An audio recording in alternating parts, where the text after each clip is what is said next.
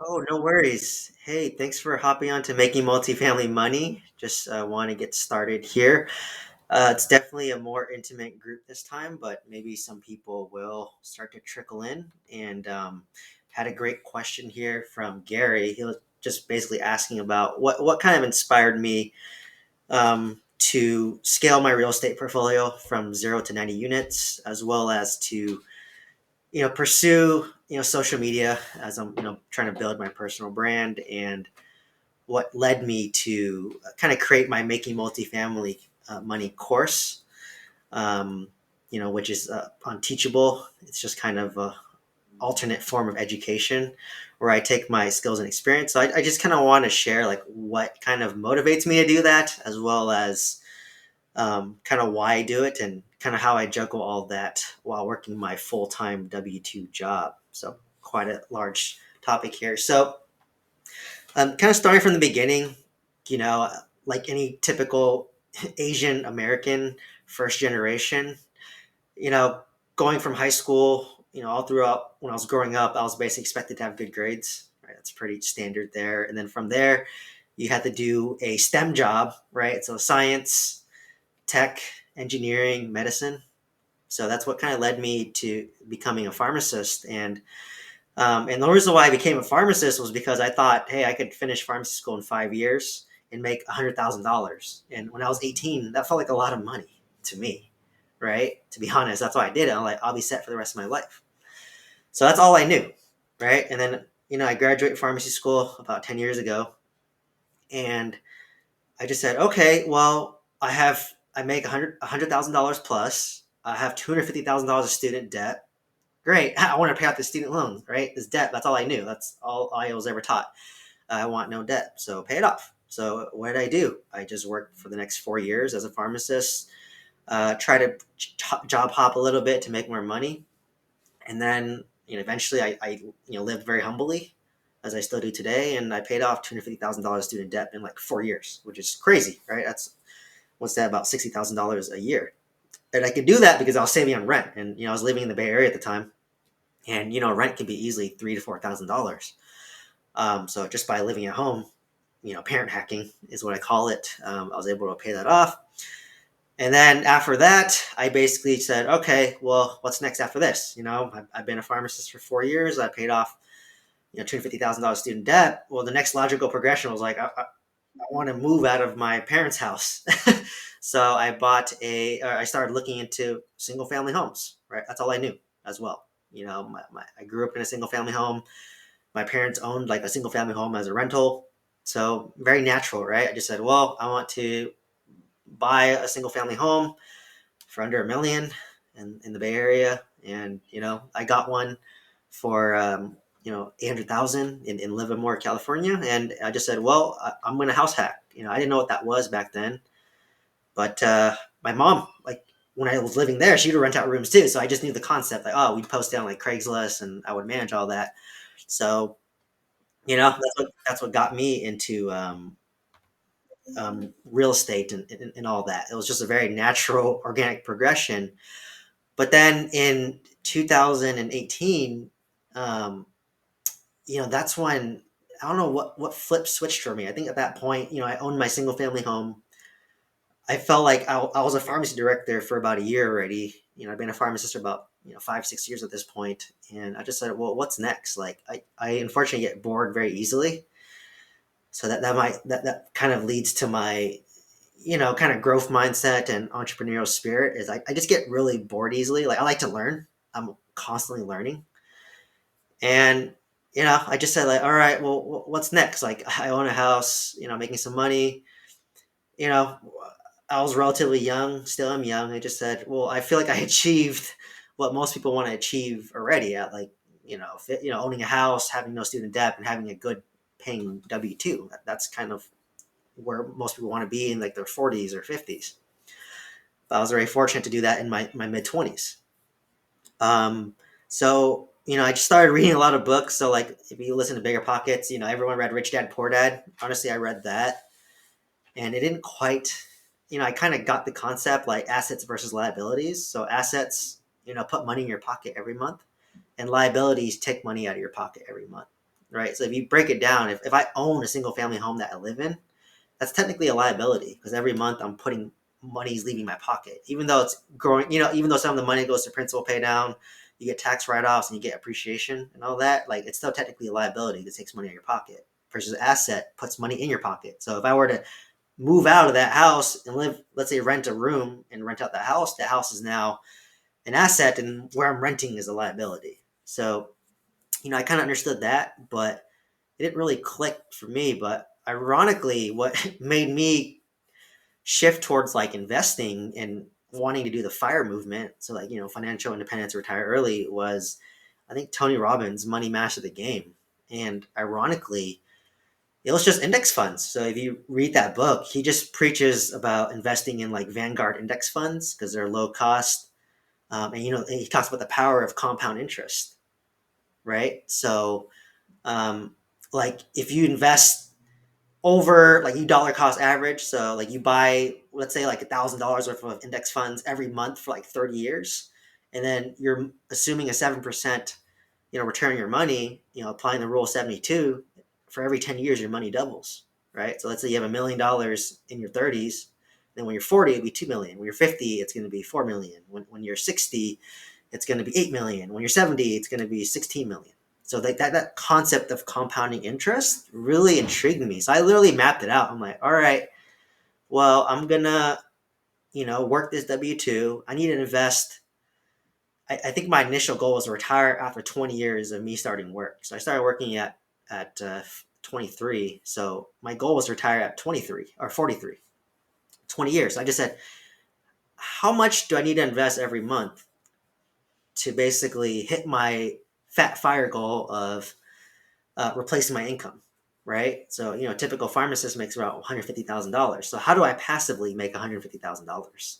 So I worked backwards and I calculated. I was like, I think it was like I had to invest like $5,000 a month or something for like 20 years in order to like build up a nest egg where 7% of that nest egg was my salary as a pharmacist.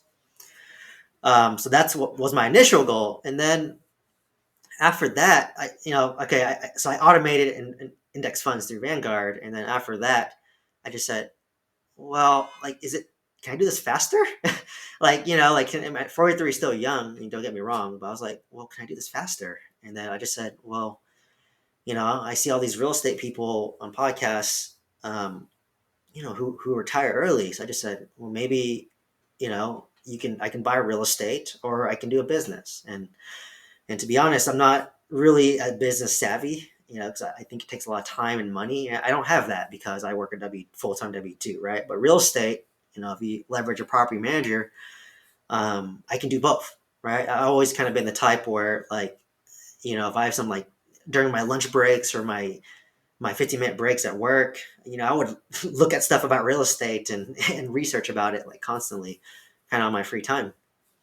Um, so, I kind of stumbled across, Bigger Pockets. And that's when I started consuming a lot of podcasts. And that's when I started house hacking. I said, every year I want to buy one single family home a year for 10 years. And then maybe I'll retire by that point. So my goal is to buy one single family home for 10 years. And, I did that for like 3 years. And then I quickly realized that, oh, like, yeah, I'm buying these homes, but like I'm not cash flowing on these properties. Like California's all appreciation.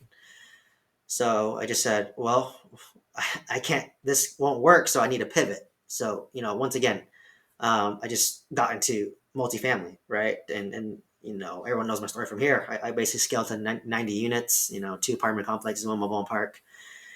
And, and at this point, my kind of mindset was like, well, with multifamily, the more cash flow I get, the more it forces appreciation. So it's a no-brainer, right? With single-family homes, as I preach always on multiple episodes, it's either cash flow or appreciation, right? But um, with multifamily, the more cash flow you get, the more you force the appreciation because it's based on the net operating income divided by the market cap rate. So the more cash flow you increase your NOI, it increases the value. So it's all connected, right? So like once I learned that, I was like, okay, I'm never gonna buy a single family home again. All my apartment complexes are like less than $500,000, which is a condo in California. So it's like cheaper. I get more cash flow, and I can force appreciation and basically do big burrs. Right? I call it the burr on steroids. Right? Like my 26 unit, I bought for half a million, putting in 200,000. I'm all in for $700,000. It's gonna be worth about 1.5 when I'm done. Right? And I'm almost done, hopefully, in the next couple of months. And then once 1.5, I cash out refi, 75% loan to value, pay down my whatever loan I have, and I get back all my money, all my down payment, all my renovation costs, everything, right? Plus a little cherry on top, probably. With that, so whenever I do that, I'll probably post a video, um, sharing how much I made from that cash out refi. But what kind of led me to, honestly, kind of pursue all this is I'm kind of the type to like I said, I like to learn. I'm very curious. Fortunately, I don't have paralysis analysis. I'm actually kind of the reverse, where I can kind of make quick decisions about much information. For better or for worse, like I've been burnt doing that with that mentality, but I've also achieved a certain level of success because of that, right? Because I always figured like that, like, you know what? I graduated pharmacy school at a young age. I became a director of pharmacy at a young age. If I can understand pharmacology, I think I can understand real estate, right? Like a lot of the YouTubers that talk about personal finance and real estate, most of them haven't graduated college. Most of them didn't have good jobs. For me, I have a doctorate degree, a master's degree, and I'm a high income W-2, right? So I always had the mindset of like, if they can do it, so can I, right? Like, I know I can learn it. And, if you look at it, real estate has made the most millionaires, right? Like, business, you can make billions through business, but, no business is guaranteed, right? Like, look at Blockbuster. It used to be the king, and now it's bankrupt, and Netflix took over. Or Toys R Us. It used to be a really big thing that I liked to go to when I was a kid, or Fry's Electronics, but all those are closing down now because everyone's doing e-commerce. So business, even though can do well, all of a sudden it can be taken away. But real estate, like, it's not going anywhere, right? People always need a place to live, and there's always a demand for housing. So that's why I just said I need to like learn and master this concept of real estate, but do it in a way that's sustainable over a long period of time. And I recently created one of my videos about what I learned from scaling from 0 to 90 units too fast. And like honestly, I tell people like what I'm doing is impressive, but would I want to do it again? I probably wouldn't. Like it's super stressful. I kind of bit off more than I can chew. Between renovating 10 units in my 10 out of 20 units in my 20 unit, and 14 out of 26 of my 26 unit, as well as doing this huge value add mobile home park, right? So that's why I kind of I'm recording a video on it, but like I'm actually trying to sell my mobile home park now because I want to focus on like one thing, right? Like the mobile home park is taking all my mental time and energy that it's taking away from like apartments. Luckily, the apartments are very passive for me, and I have good teams in place. I don't have to worry about it too much, but like just the mental like burden of having to deal with the mobile home park. Like if I got a certain price and I got a certain profit in a year, I'm happy to walk away, right, and sell it. So so that's kind of what I learned. And just kind of this past year, and I kind of want to tie it in with my businesses too, is just like any entrepreneur, like I tried multiple businesses. I um, actually opened up my own pharmacy with a bunch of partners, like a retail pharmacy, like an independent pharmacy, kind of like a CVS and Walgreens. My day job, I work in a hospital. But, I thought, hey, like, you can come in, you can make so much money and own a couple of pharmacies and sell it to like a CVS. And then like that's when you make your payday. But like when I did it, it's like so much work and like you can't leverage. Like I literally I would leave my day job, go to that pharmacy afterwards and then work that pharmacy. So like it's just like, okay, on top of doing my real estate, right?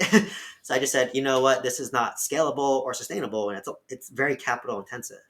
Fortunately, I had partners who put in most of the money, but just to get a pharmacy started, you need $300,000, and you're like cash flow negative for at least like 2-3 years to break even because pharmacies are expensive, right? Versus in real estate, you can buy a property and make cash flow day one, right? That's what I did with my 26 unit.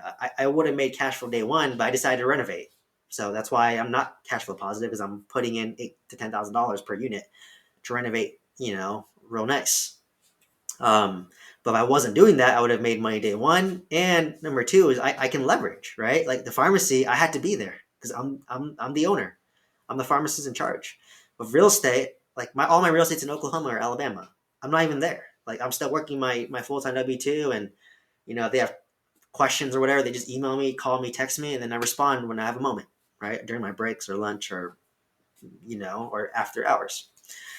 So, I quickly learned that, this no business is sustainable and it's like too stressful, right? And I also kind of learned my lesson with partnering too. Like, as you guys know, I'm not really big on the syndication model and, even partnering on deals, because like for me, I'm going to lose control and lose power. And the reason why I'm investing in real estate is to get control. Number one, have control. Number two is have time freedom, right? Like for me, I just want options in life. Like right now, I have to wake up and go to work Monday through Friday.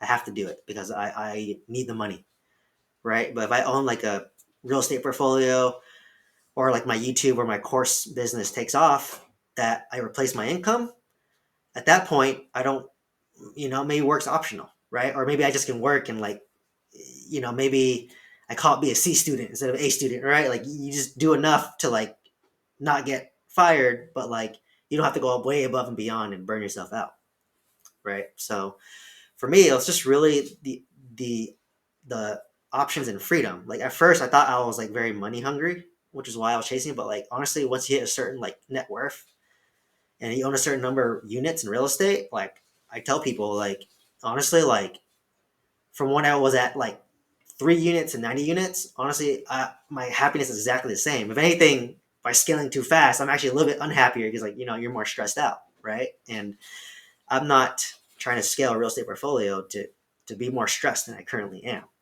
So, but I do understand there's a phase where you have to put in that grind and learn, right? So it's better now when I'm younger versus like when I'm older, like have kids and a family.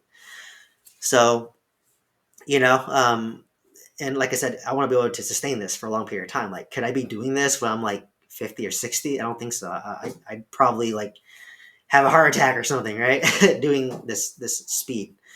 So, just having that business, the pharmacy business taught me that like, yeah, I don't prefer to partner. So like I said, I lose control. Like if I were to partner with any of you guys on this channel, like any decision I make, I have to run it by you. And, if we have conflict, then now I'm forced to sell, right? Like a lot of syndicators, they own like thousands of units, but they might own 3% of 1,000 units, which is what, 30 units? I already own more than 30 units myself and I have full control. Versus them, they have to respond to like, investors, and like they're on call 24/7. It's just a lot more headache and stress that I don't want to take on. So that's why like you can live a very comfortable life scaling a real estate portfolio over maybe 10 years. And that's how you'll be like pretty successful. So yeah, that's kind of what I'm currently going through right now. Like honestly, if my even if I sold my mobile home park and I still own about 50 units, and on average it's about probably in Oklahoma $200 of profit per unit. That's $10,000 a month net, like tax free, right? I mean, like that's a pretty comfortable living right there, and that's at 50 units. Now imagine I still work for another 5 years and scale again. I'll hit that 20K goal in another like 5 years easily. So that's what I kind of learned, and then kind of back what kind of led me to scaling on YouTube and building a personal brand is like honestly I'm a pretty private person. Like I actually don't really share much to my friends and family about how much real estate I own, because it's usually you're met with a negative response, like, oh, why are you trying to show off, why are you trying to flex, why are you trying to make me feel bad about myself. I'm like, no, I'm not. I'm just trying to share my journey to inspire you so you can learn. But majority of the people do not have that mindset. Like, all your friends that you came up with in high school, all your friends in college, all my friends in pharmacy school, if they see me this successful, they will feel bad about themselves. They're not inspired by me. They just feel bad about themselves. It's like, oh, we came from the same area. Why is he so much more exponentially more successful than me? But they don't see all the work I put in over the past 10 years, right? All the education, all the I don't watch Netflix as much. I don't go out as much. Just that grind that they don't see, and it compounds over 10 years, and now all of a sudden it slaps them in the face. So that's what kind of led me to actually start, making multifamily money. To be honest, was I just wanted a group of like-minded people to share my journey and inspire people, not instead of being met with people being like, "Oh, this guy's so cocky and arrogant. Why is he showing off?" Like that's not my intent at all. It's just more of like I want to teach people and help people do what I did faster. That's my honestly my goal. So that's what kind of led me to YouTube is building a personal brand. Unfortunately, in this day and age, with all social media and whatnot, like I don't even use Instagram, TikTok, Facebook to be honest, but I do understand the power of building your personal brand in terms of like trying to help out the most amount of people, and it's scalable, right? Like I record a video one time, upload it on YouTube, and that video is there forever. Like people can watch it 2-3 years later, and obviously if you get monetized and whatnot, it's passive income, right, in a way. And what's nice about YouTube is it's a low overhead cost, right? Like what's my cost? It's literally nothing. I already have a laptop, right? So I'm literally just I have a laptop already, hit record, you upload on YouTube. I'm just talking to a camera. It's easy. Like I have no overhead cost. Like versus a pharmacy, it costs $300,000 to set up a pharmacy day one. And you're not any business, right? You do fast food, any business, brick and mortar business, it's gonna be $300,000 to start up.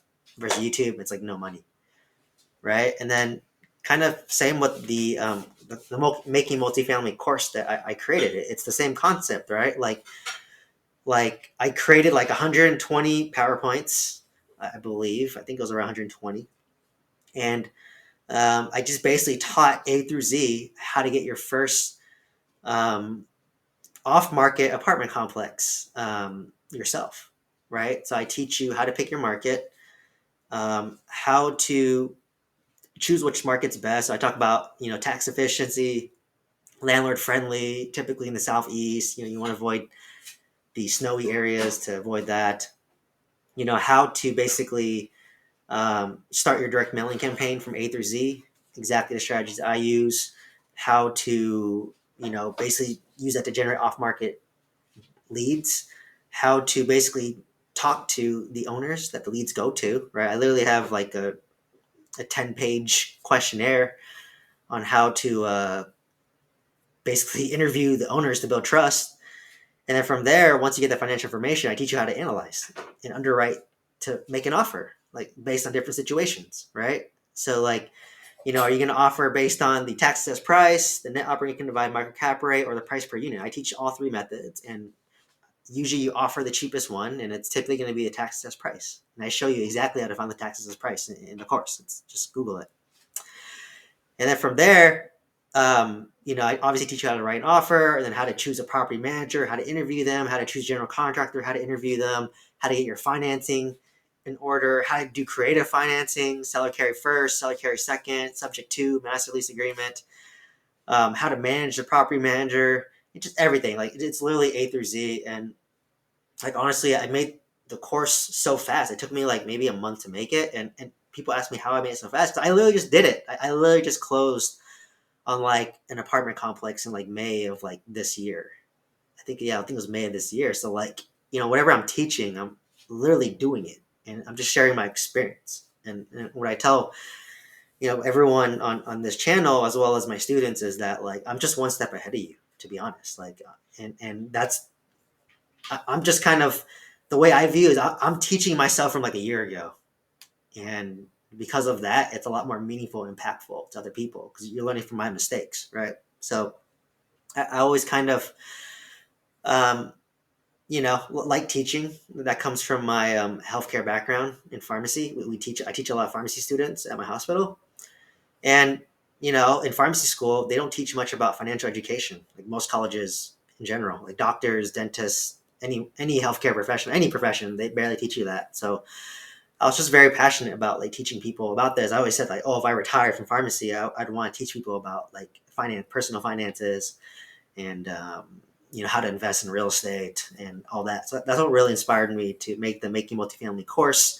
And honestly, down the road, I want to make more courses. One about maybe mobile home parks, one about personal finance. But obviously, I don't want to do it until I have a demand built up for it. But But with apartments, I definitely felt that like so many people had the question, like I own single family homes, but what do I do next? Like the next progression is like, oh, apartments, right? That's kind of like the next, single family home is just like apartments, like a single family home, but like more units in a box.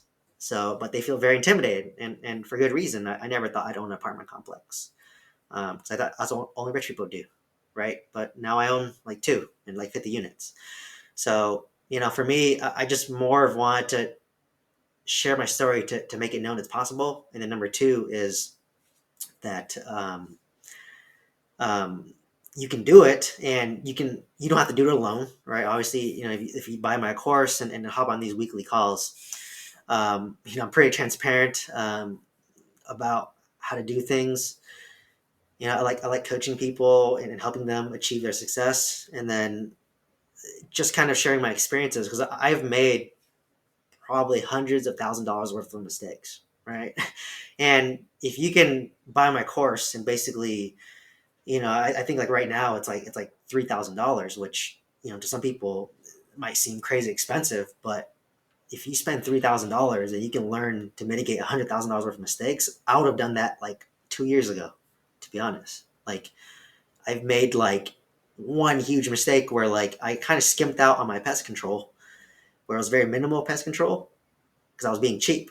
But the moment I closed on my 20 unit, I had to fumigate all 20 units, and that cost me $10,000 in fumigation.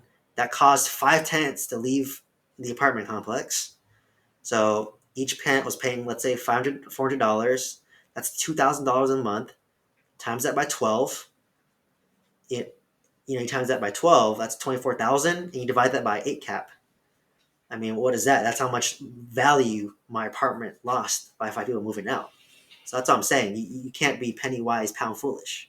So, like I said, in a heartbeat, if someone told me 2 years ago I spent $3,000 and it's going to save me $100,000 plus in mistakes, I would have taken that in a heartbeat, right? Because like, what's the worst case? You spend $3,000, you hate the course, you never take action. Well, at least by taking the course, you don't like apartments, right? That's your worst case, and you didn't spend money buying an apartment, losing money. Or number two is maybe you take the course and you realize that I want to invest with a syndicator, but at least by taking the course, you know how to vet the syndicator to see if they know what they're doing, right? So in my mind, it's kind of you can't really lose, right? So like I just sent out a YouTube video about asymmetrical bets. So to me, it's like, okay, your worst case scenario is you pay $3,000 for a course, you lose $3,000, like whatever, right? You have to work another month or another 2 weeks, depending on your income. But the upside is like you could basically learn a system to become financially free, right? And the system that I teach is just based on what I'm doing, right? So like literally, I own 50 units and or 90 units, and my goal was to be financially free at 35. I'm 32 right now, so I was hoping to retire at 35, but it might have been too audacious. So I moved my retirement age to 40 to be more realistic and to not burn myself out. So that's just kind of my intent. That I don't think it's much risk. Versus and another thing on my course too is like I've joined a mentorship too, and a lot of them they're just more about like community and like mindset and like, hey, it's all like learn real estate together, which is great, but they don't take any action, right? There's so many like groups that I've heard where they'll actually come to me and ask for me for one-on-one coaching. And I'm like, wait, you're part of a mentorship. Like, why are you paying me, $300 an hour when you're already a part of a mentorship? And they're just like, oh, because like you're more action oriented. You will give me actionable steps on what to take and how to solve my problems. So I was just like, well, but you're paying for this like course and mentorship. Like, aren't they teaching you that? And they're not. They're just like talking about mindset, like, oh, this is why we invest in real estate. But I'm like, you can get all the knowledge you want, but if you take no action, it's useless in my mind, right? Like you can have all the knowledge on how to build a $1 billion real estate portfolio, but if you never get started, that's when you truly learn, right? So obviously by joining these groups and taking courses, you can take calculated steps and micro steps and that's what I hope to provide, right? Like I've made a lot of mistakes, and like I said, I would tell myself from 2 years ago to do things a little differently. Like if I were to look back, I probably wouldn't have bought that mobile home park. I would have just stabilized my apartments, and then once those are done, then buy another keep on scaling my apartments because I already have a system there. It's very passive. I know it like the back of my hand. So I could have like easily scaled to in Oklahoma City and have 100 units, apartment units, and not even be stressed. Versus I have 50 apartment units and like 50 mobile home park units, and then the 50 mobile home park units are stressing me out a lot, right? So I would say focus on one path until you hit financial freedom and you leave your day job. And at that point, once that's maximized, then you can branch out to mobile home parks, right? That's what I would have done. And I probably did it like 5 years too soon. So that's why I'm selling it. But like I said, I don't regret doing it. It's already happened. And I know how to manage mobile home parks. If I decide to go back in maybe 5 to 10 years, I know exactly what to do, right? It's not going to change. So, overall, I think kind of the mindset that I have that helped me become the most successful in terms of like, scaling real estate or working full time W-2 while trying to build a personal brand on YouTube while trying to, advertise my course and, create that coaching mentorship business is just kind of, um, just being eager to like teach and learn and just having that time freedom. Like you said, like, I think to me, that's very valuable to me. It's just having options. Like I said, I don't like being stuck doing one thing. Like right now, I'm stuck in Los Angeles because obviously I have to go to work, right? But if I'm retired from real estate, I can live in Los Angeles. I can go visit my family in the Bay Area. I can live in Hawaii for a week and still maintain my business. I can go to Europe. I just want like freedom.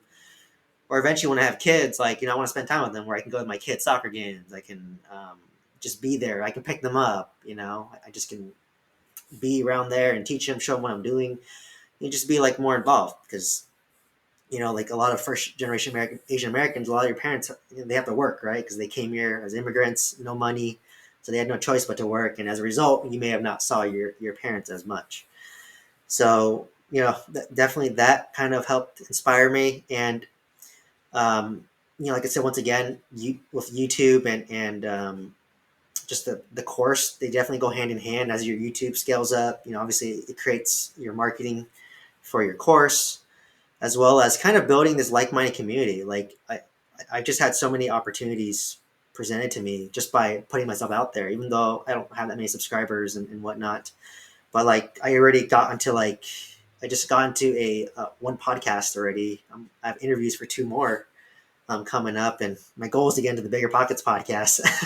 They keep on denying me, despite me applying for the Rookies podcast. I'm not even a rookie, but I applied for the Rookie podcast, but I haven't had the opportunity yet. But I just want to kind of inspire. There's not many Asian Americans talking about real estate who are in the younger end as well. So I feel like I want to help fill that void a little bit because I think it's, like you said, very rare for someone to be doing a high income W-2 as well as scaling this huge real estate portfolio while building a business on top of that. Um, so yeah, that's why I kind of like real estate, YouTube, and my course business because well, real estate's expensive. My YouTube and the course is inexpensive. It just requires time and knowledge, which I have, and it's leverageable. And I can leverage it because honestly, I just upload my YouTube video and people can watch it whenever they want. Right? Like you don't have to attend these sessions. You can watch my videos on YouTube and I upload it and engage with me that way. So that's what kind of got me to this point to where I only want to do apartments, only want to do YouTube, and only want to do this course business because I've failed with. I tried like Amazon drop shipping through like another YouTuber who sells it, and honestly, it's lost me like probably like $7,000. I said, this is not even worth it. I just closed my store. I said, this mental stress is not even worth it. And that was a $30,000 mistake to learn that. There's no such thing as easy money, right? A lot of people love buying like, how to day trade courses, how to trade crypto courses, how to wholesale, how to Airbnb arbitrage is the newest thing to sell. Like, like how can I use the least amount of money, the least amount of effort to make $10,000 a month? Like that's what they're selling you that dream. But like if you buy my course, that's not going to happen. It's going to take you 10 years to get there, and or maybe 5 years, or even faster, depending on your situation. And that's my goal and intent. So, but overall, sorry, I kind of rambled on there a bit. Kind of any questions there that you guys have?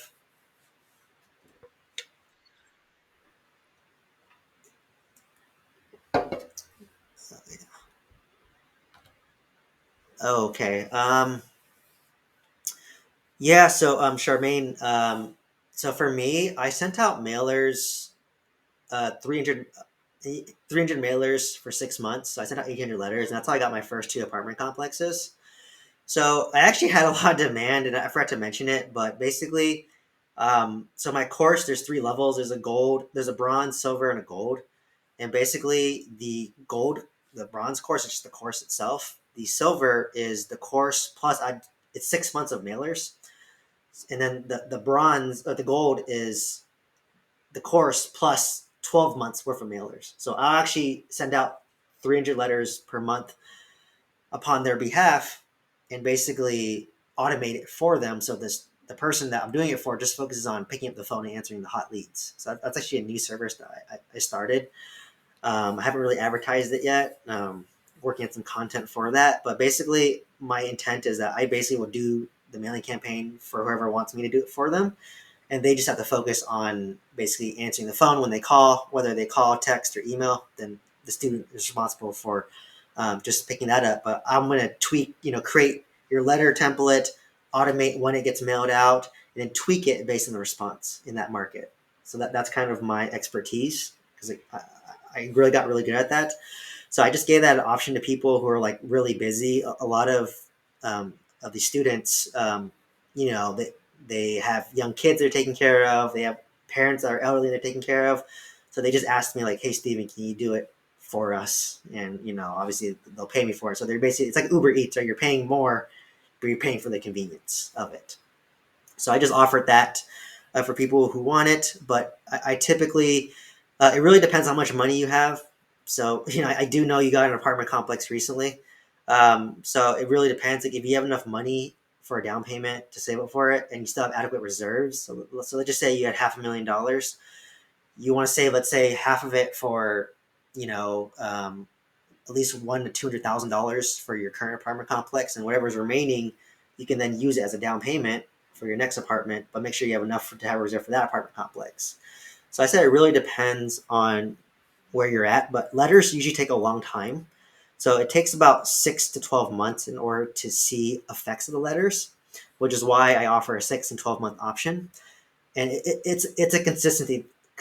So you have to send it every month for 6 to 12 months, and then people will reach out to you. Like sometimes, like I sent letters out like a year ago, and I still get phone calls to this day, like asking, like, "Oh, hey, like you sent a letter out." I'm like, "Oh, like it's been like over a year, and they're still calling me." Right? So and what's nice about the letter campaign too is it's not as competitive, because like it's not like it's an on market deal where like you have 10, 20 investors calling. It's actually like just you usually, like just you talking to the owner. Like I remember for my 20 unit that I bought in May, that guy, I sent that letter in like June of 2021, and he reached out to me in I think October of 2021, and I didn't, and then I kind of he went missing in action for like a couple months, and all of a sudden he reached back out to me, and then I got it under contract and bought it. Right, so it is a longer game. And what's also nice about the letters too is like sometimes if you don't want the deal, you can wholesale it. Like you can get it under contract at a good price, and you can wholesale to someone else. So that's something I thought about doing. But Oklahoma requires you to have a license to wholesale. But like if it was a different state, like I can get a deal under contract. If I don't want to take it personally, or maybe I don't have enough money right now, I just can wholesale it and make whatever $50,000 to $100,000 wholesaling apartments, as long as you buy it right, and then you can build up your down payment fund. And you can buy another one. So I would say it's really dependent on your situation. But if you do it, you want to do it for at least 6 to 12 months and send at least 300 letters a month. Some people ask me why 300. I think it's just kind of a good amount to see if your letter is effective, and you want to tweak your letter, but depending on the response. So it's typically a 1 to 3% response rate. Um, and Charmaine, I know you're a student, so there's one whole section where I think I talk about direct mailing campaign, and you basically have to do it for about 6 to 12 months, 300 letters a month, a 1 to 3% response rate, and it's about 10% that usually get mailed back to you. So that's kind of the expectations that I set. Whether you do it yourself or whether you pay me to do it, that's just kind of the expectation. And like I said, I think in this market, given that high interest rates, It's becoming from a seller's market to a buyer's market. Like people still want seller market pricing, but that's when creative finance comes in because I always preach, your price, my terms, right? So I'll give you your seller market price, but you better do seller financing, whether it's seller carry first if there's no debt or subject to if there is debt, right? So I think in this market, it's a great time to do letters and to do creative financing with it, and that's how you get low or no money down.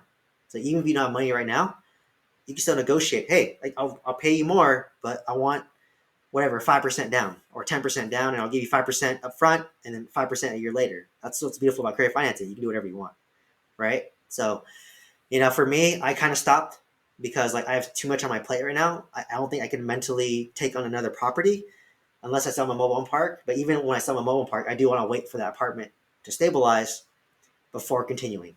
So it just really depends on your situation. Um, because I know you just got your apartment, but I would definitely, if it was me looking back, I would say just wait until you finish this apartment and then at that point scale. But at the same time, I kind of did the opposite of what I just said, and I would still send out letters, and I ended up buying 90 units in 1 year. So, I did that. So like I can't knock on you either way. But I just will say, looking back, like I would. It's just like if you chase two rabbits, you might get none. Versus if you just chase one rabbit, you'll get the rabbit, right? So that's what I would say if you want peace of mind. Like I said, I have no kids, no family, no obligations right now, so I can do it. But I know other people who have kids, more obligations. I wouldn't recommend it. So, because you want that reserve right now. So it really depends. But I would say like maybe once you cash out refinance your apartment complex and you lock it in, maybe at that point you can start doing letters because it's gonna take you it might take you like whatever 1 to 2 months to execute the cash out refi, but it's gonna probably take you 6 months of letters before you get your first deal. So it typically costs around about $500 a month if you do the letters yourself. Um, and then obviously if I'm doing it, there's an upcharge on top of that because I'm paying for the letters plus just catering the mailing campaign to tweak it to the specific market. So it's just paid for my time on top of that. Um, so yeah, hope does that answer your question there, Charmaine?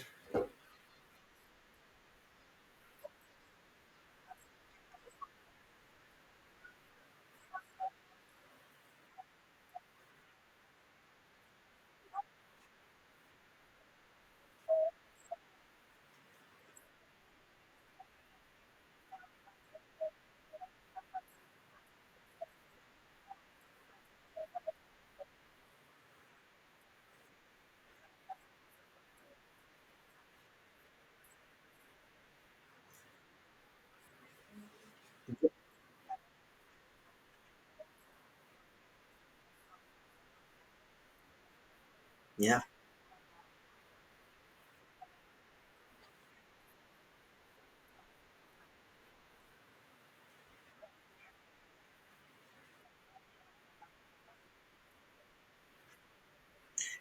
Yeah, yeah. So like I said, I mean, I know it's you and your husband, but like, yeah, an option. Like, if you were to send letters, like you can wholesale some of the deals to make money, but then now obviously one of you two is gonna be split a little bit, right?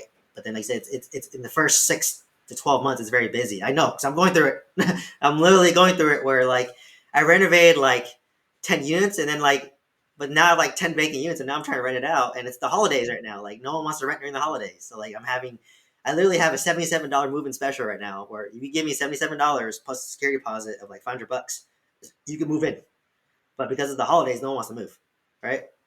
So that's why I said like things kind of slow down during the holidays, but they will definitely pick back up in like January, February, March. So like I said, I would wait until, and like you said, renovations cost a lot more than you expect to. So like whatever reserves I thought I had, I allocated $200,000 aside, but I have three value add projects, right? Two apartments and then my mobile park. I already blew through my $200,000 reserve in like a year, and now I'm like stressed out that I have to like go through my line of credit, which I have, and like I have lines of credits that I have. I didn't hope to tap into it, but like to see your bank account go from like all this money to like almost zero, it's mentally not the greatest, right? So even I underestimate it, right? So that's why I'm saying like, yeah, just let yours stabilize. But once you lock in that cash out refi, because I know you have a hard money loan in yours, at that point you can explore sending letters out. But don't overstress yourself. Because like I said, it's better to have one good park and go long term. Because I mean, you guys are still both young, like relatively speaking. So like, imagine like what you do in your first 10 years, or even first 5 years. If you get like 50 to 100 units in 5 years, imagine the next 5 years. You can probably double that easily. Like same with me, right? I got 50 units, even 90 units. Even if I sell one, I have 50 units. I even know when I start sending letters out, I can get another apartment complex in probably 6 to 12 months. So if I know that, I'm in no rush. That's the way I view it, right? Like I know if I set up your direct mailing campaign or you start your direct mailing campaign in 6 to 12 months, you'll have a deal, right? Like you'll have a deal that you want to buy. So like once I learned that, I don't have that FOMO anymore because like my system, we're not competing against like brokers or like other investors. We're going off market. That's the beauty about off market. You're not competing against anyone. There's less urgency, less time pressure, and there's always good deals out there, right? So but if like your partner, your husband has time and he wants to wholesale, then by all means, you can send out letters, and then whatever you like, you can keep. If you can get creative financing, even if you can negotiate creative financing and no one wants to buy it, you can wholesale it and make $100,000. I mean, I would do it. I mean, how long does it take to negotiate all that stuff, get the under contract, and you flip the contract over? So like my course teaches that too. Like if you get a good deal, you'll make money on a wholesale. I could have wholesaled my 26 unit for easily $200,000 more than I got under contract for, and I could have just taken that and boom, that's my salary for a year, right? So it just really depends what you have the capacity for. But like I said, you don't want to go too fast because like you underestimate what people overestimate what they can do in a year, but they underestimate what they can do in 10 years. Like I'm an example, right? Like if you asked me 3 years ago, like, hey Steven, you're gonna own 90 units. The first thing I'm gonna tell you is I'm retired, I'm filthy rich, and I'm on a yacht somewhere. And sad truth is I'm none of those, right? At least right now. So it's just kind of the reality of it. But like I said, I never would have thought I would have gotten this far in 9 years. And since you are a student of mine, I'm hoping you can hit what I hit faster than me, right? Like honestly, you get one more unit, you're at probably close to me already. And you haven't even done a direct mailing campaign yet, right? So like I know you guys can scale past me, and if you take out your burr money from this 35 unit, you got your money back out. Boom, you buy another apartment complex. Now you have two. Then eventually in 3 years you cash out refi both of those, you buy more, right? That's what I'm doing. So you might surpass me even in short order. But so yeah, that's what I would kind of say. But I just will say no rush. Don't feel like there's an urgency that you have to, like there's a gun to your head. Like that's what I kind of had for some reason. I felt like a gun was always to my head when I was scaling my real estate portfolio, but like, there's no need for that, right? Don't overstress yourself because we're doing real estate to be less stressful, to be less stressed, and to have more freedom options. But if you scale too fast, you end up being more stressed. Like I used to not have sleepless nights, but now sometimes I do. Right? That's why I'm trying to sell my mobile home park at this point. That like whatever, I'll make my money after owning it for like a year.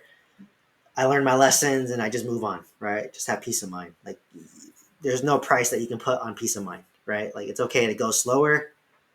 You'll get there eventually and learn. That's why I said that's what's great about learning from me. Right? I make all the mistakes for you, and then I tell you, and then you can make your decision accordingly. Like you can do your risk analysis. Right? I don't have anyone telling me like, hey Steven, like don't scale too fast. I just did it and I messed up and I fell on my face. Whatever, right? But now I'm teaching people. So that's my whole intent with these sessions and the course and whatnot. Um, so I guess I have time for one more question. About 3 minutes left here.